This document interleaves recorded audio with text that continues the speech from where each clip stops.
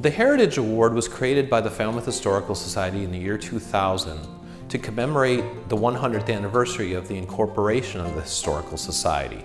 The purpose for the award was to honor organizations or individuals who have made a positive impact upon the town, the culture of the town, the improvement of the town, and just making Falmouth a better place to be.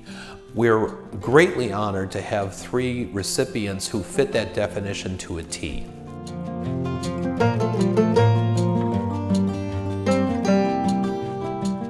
In the time that I've known and worked with Carolyn at the Falmouth Historical Society, she's worn many hats, serving as board secretary, interim executive director, as a tour guide, lecturer, researcher, fundraiser, friend-raiser, and role model for all of us.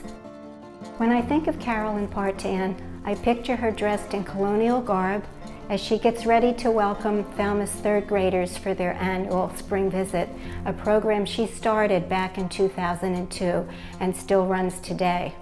I doubt that any of the children will ever forget the taste of hardtack or the smell of codfish after spending time with Carolyn.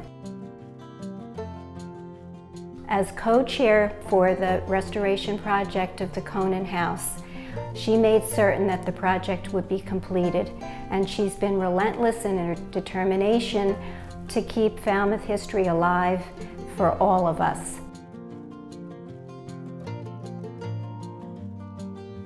As many people know, the Falmouth Artists Guild was located for decades in what used to be called the Falmouth Poorhouse, now known as the Marx Building. But when the Guild had to leave that spot, they were without a home for many years, and one of the champions of building a new home was the late artist and architect Ralph Partan. And when he unexpectedly passed in 2005, his widow, Carolyn Partan, stepped in to fulfill his dream of building a new art center in Falmouth. Carolyn, without your dedication in carrying through the vision that you and Ralph had to create the Falmouth Artists Center, the organization would not have the beautiful home and the expansive programs that it has today. I know Ralph is looking down, smiling, and he's as proud today with you receiving this award as he was at the groundbreaking of the Art Center.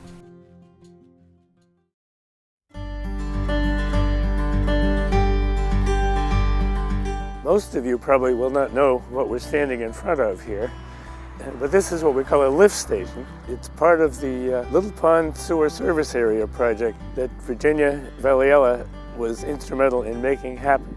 But Virginia's story goes back a long time before this building went up. I first met her 40 years ago, I think. I was a selectman at the time, and she was the youngest and the first woman ever elected to be a DPW commissioner back then. She had a ponytail at the time, and she was smart, and she was well-informed, and she was progressive. But she was involved with the first sewer plan that this town did. When they did Main Street, she was instrumental in making that one happen, and she was instrumental in making this one happen. This one was designed to basically clean up Little Pond, which was our most polluted water body. It's an extremely complicated thing to try to build a sewer system for 1,600 people.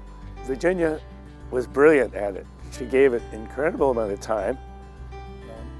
She knows everything you need to know. All the engineers learned from her. She was wonderful about dealing with the community, and at the end of the day, I think it was a really successful project, and the main reason is because we had Virginia Valiella giving her all to make it happen.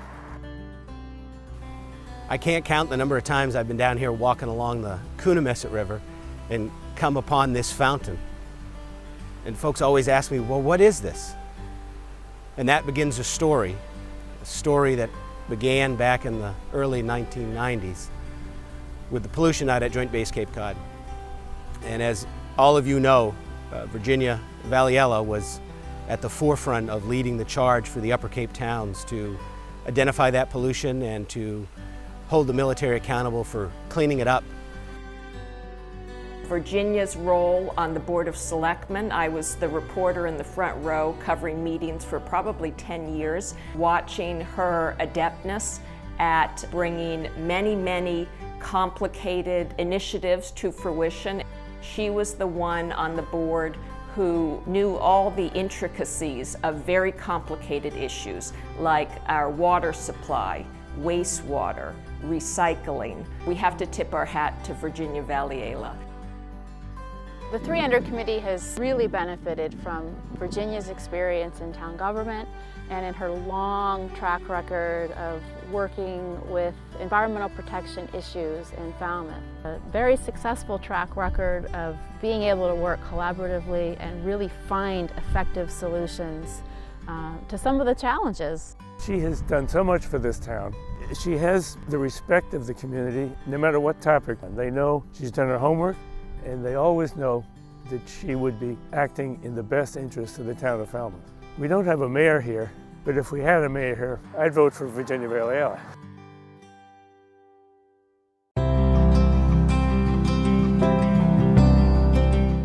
If you look at the town of Falmouth and how it's grown in the last 30 and 40 years, it could have been different.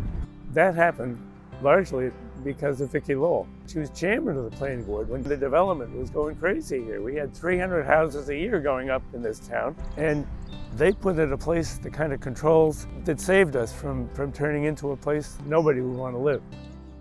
Vicki was one of the founders of the 300 Committee when the organization was established in 1985, and she's worn just about every hat in the organization. She's been the board president, she served as administrator, she is very active with volunteering with stewardship projects.